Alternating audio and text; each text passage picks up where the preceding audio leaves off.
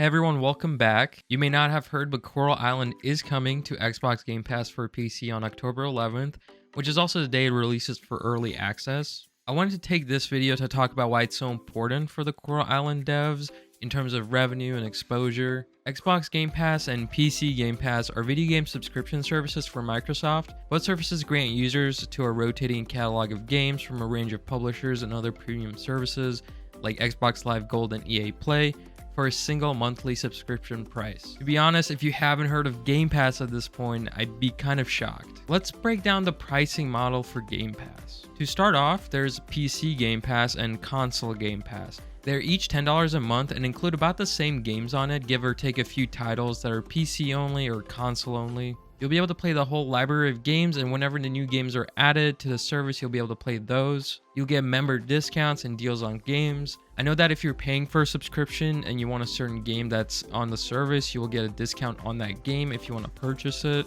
The only difference between PC Game Pass and Console Game Pass is that PC one comes with EA Play, which is another subscription service that includes a bunch of EA games. However, there's a lot of EA games that are included in the Console Game Pass. And lastly, there is Game Pass Ultimate for $15 a month, and it basically combines PC and console Game Pass and just adds a few more perks. You will additionally receive Xbox Live Gold, which just lets you play the most multiplayer games on Xbox. You also do get access to xCloud, which is Xbox's cloud gaming library, which could be really important for Coral Island because people that don't have access to a console or a PC would be able to play Coral Island on their phones or on the web browser. So I'll say it again, Game Pass for PC announced a few weeks ago that Coral Island is coming to the service on October 11th, which is also the day it comes out for early access. And I've noticed Xbox is doing this with a lot of early access games. They are actually putting it on Game Pass before it releases. One example is the Disney Dreamlight Valley game. It's in early access, but it's going to be free to play when it comes out next year. But they still put it in Game Pass, and it's $30 if you want to play the early access. Pretty similar to Coral Island, but just a different game. Unfortunately, there's no news on if the game will be added to console Game Pass later on, but I have a good feeling it will. This is going to be great exposure for Coral Island to expand the player base. There's a ton of people that still don't know about Coral Island, and it gives those people the opportunity to try out the early access without having to pay for the actual game. There's close to 30 million Game Pass subscribers.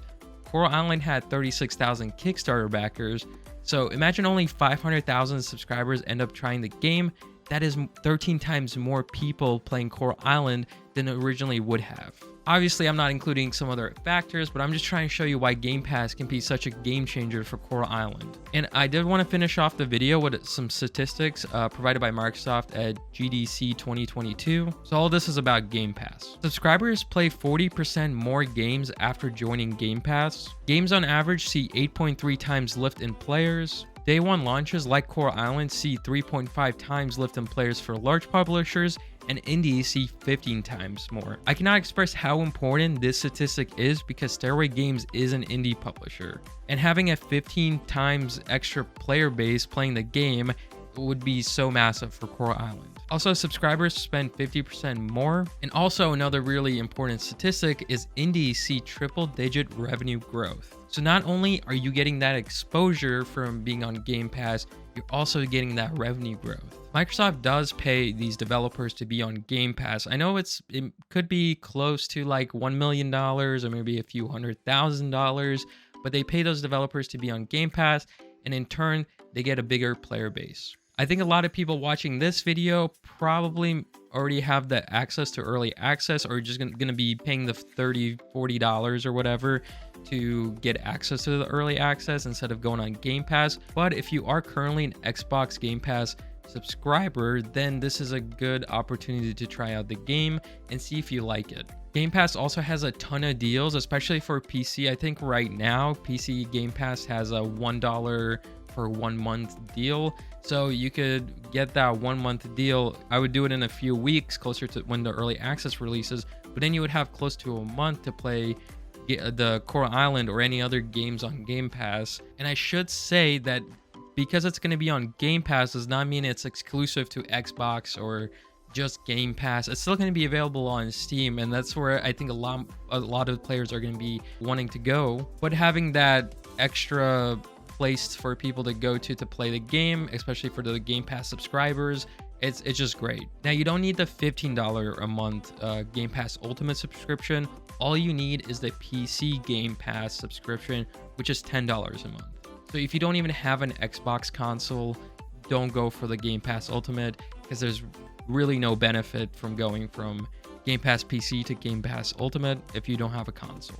So let me know what you guys think of this Game Pass news. Let me know if you think it's a good thing that Coral Island is reaching out more to a bigger player base and giving access to more people to play the game, or do you think it could be some downsides to this, because maybe they'll have a partnership in the future with Microsoft and maybe they'll make it exclusive to, I don't know, maybe they won't release it on PlayStation. I don't think they'll do that.